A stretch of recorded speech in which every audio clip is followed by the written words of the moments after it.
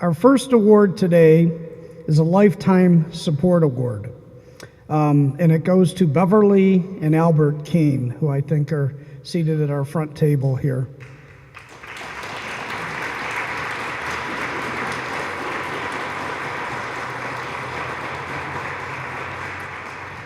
The Cleveland Christian Home is humbled and grateful to be able to recognize Albert and Beverly Kean with the Lifetime Support Award. And we know that so many of you here today have been touched by the Keans. Their lives of service and their vigilance to address, in Al's words, the ache in America that is not being met. When talking about Al's relationship with the Cleveland Christian Home, lifetime really is not an exaggeration. Al first became part of our family in the 1930s with his mother, who would can food for the home. The men of the church would travel from Carrollton, Ohio, to bring a barrel of canned food to the Cleveland Christian Home every year.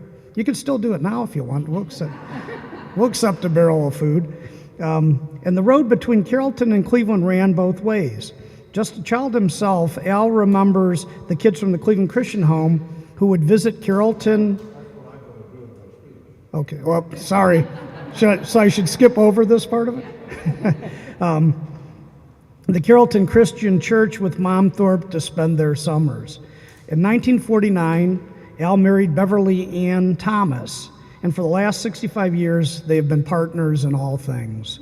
They built their lives and raised a family with always keeping their other family, the Cleveland Christian Home, in their hearts and minds, and close to their hearts. Shortly after becoming the pastor of Westlake Christian Church, Al was approached by a member of the congregation. She was a mother of 5 boys, including a set of twins, whom she was unable to care for at that time. She needed help. Her children needed help, and they didn't know what to do or where to turn. She turned to Al, and Al in turn turned to see Mom Thorpe, went to see Mom Thorpe. And he came down to the home, and as he tells his story, he didn't know what to expect. But when Mom Thorpe pointed to the door, he thought he was being asked to leave. In fact, he wasn't being asked to leave. What she was telling him is, any child who comes to that door will not leave here without getting some type of help. And we like to think it's still that way today. Any child that knocks on our door gains entry and gains assistance in some way. Still today, we believe that no child should ever be turned away. No matter how great a child's needs, we do not turn them away because they require too much. Through decades of service, the Keans have worked to ensure that this is so. Al served on the Cleveland Christian Home Board in the 80s and 90s. During his tenure as board president, he and then CEO John Pettin would travel to St. Louis to lobby the National Benevolent Association for the Cleveland Christian Home kids. Recognizing that the home needed more financial resources than they could get through contracts and other things, in 1991, Al was part of a team that created the first Scramble for Kids.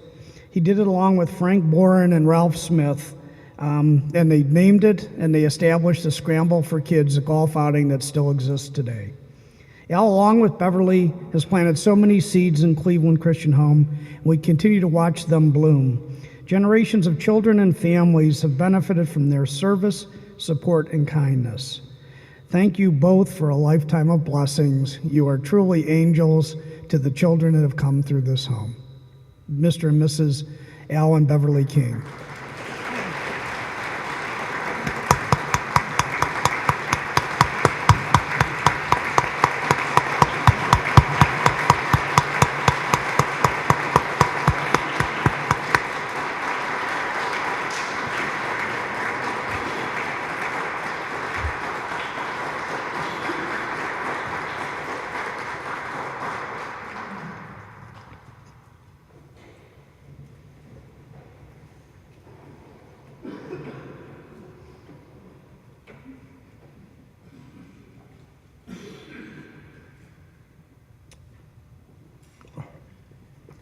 Well, since he already gave my speech, I won't have to spend very long with you. There's a couple of things I would like to mention. My name is Albert O. Kean. comes out very nicely, A-OK. And I was A-OK before John Glenn went around the world and announced my name to the whole world. The problem is, Beverly is not Beverly O. Kean. She does not like the B-O. So, but I have more family.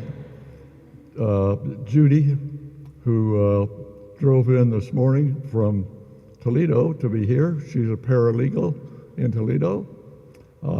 Beth, who sort of takes care of us through the week and is our older child. And she was a child life specialist for a while, so she understands places like Cleveland Christian Home, and also a teacher. So we're proud of that bunch. And then there's my grandson, who belongs to Judy, and his fiancee, Jackie, who and their wedding is next August, and they'd like you all to come.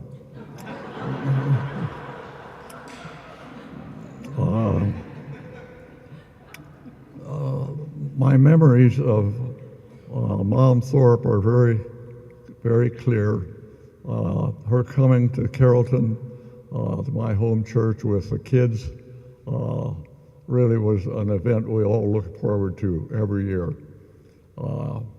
She was a very stern lady, and when she pointed at that door and gave me a little lecture, well, I understood what was going on at Cleveland Christian Home. And Beth Cassio back there has helped me understand that over the years, and she's done a great job also. So those are a few things I would lift up from that.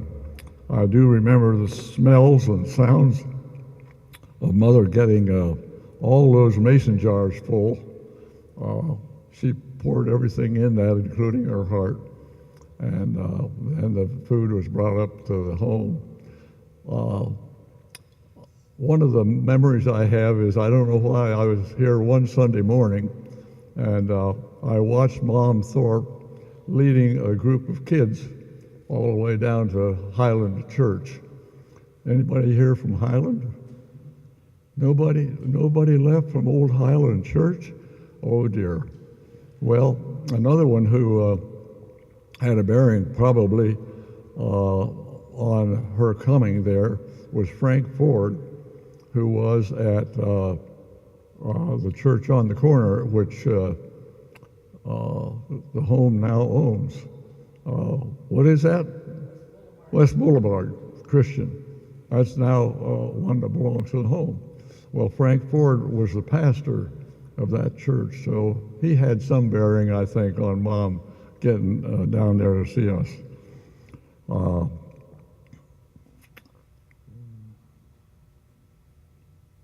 Yeah, I wanted to emphasize that being here with John Patine was a real pleasure. John was so easy to work with and a fine guy. And when we went to St. Louis and chewed them out a little, that refreshed both of us on the way home. The home needed all the help it could get. So, yeah, the golf tournament was very well received, and we were in various places around the West End.